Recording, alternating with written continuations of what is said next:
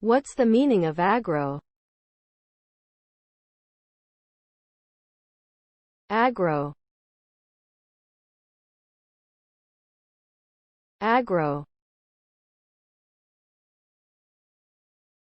Agro. Agro.